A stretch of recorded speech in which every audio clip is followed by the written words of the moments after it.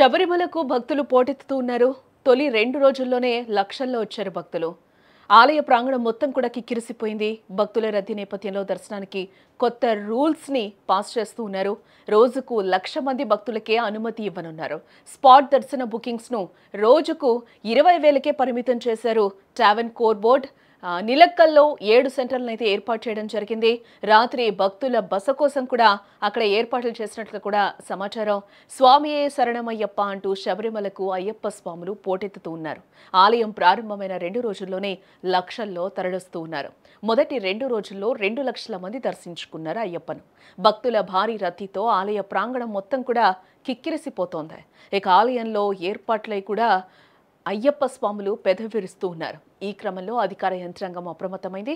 దర్శనం spot booking పై ఆలయ అధికారులు ఆంక్షలు విధించడం జరిగింది. స్పాట్ బుకింగ్ దర్శన టికెట్లను రోజుకు 20,000కు కుదిస్తున్నట్లు కూడా ఆలయ అధికారులు స్పష్టం చేయడం జరిగింది. స్పాట్ బుకింగ్ టికెట్ల కోసం భారీగా తరలివస్తున్న భక్తులతో పంప కిక్కిరిసిపోతూ ఉండడంతో కొత్తగా నీలక్కల్లో కూడా 7 స్పాట్ బుకింగ్స్ కౌంటర్లను అయితే ఓపెన్ చేయనున్నట్లుగా కూడా అధికారులు చెప్తూ ఉన్నారు. అంతేకాదు శబరిమలకు రోజుకు 1,00,000 మంది భక్తులకి అయ్యప్ప దర్శనానికి అనుమతి ఉంటుందని, మిగిలిన భక్తులను మరుసటి రోజు దర్శనానికి అనుమతించాలని ఆలయ అధికారులు కూడా ఈ సందర్భంగా నిర్ణయించారు.